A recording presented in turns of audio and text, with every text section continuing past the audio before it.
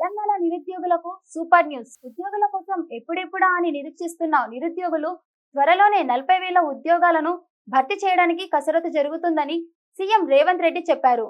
రాష్ట్రంలో నిరుద్యోగ సమస్యను పరిష్కరించడం కోసం తమ ప్రభుత్వ హయాంలో చర్యలు తీసుకుంటున్నట్లు ఆయన తెలిపారు.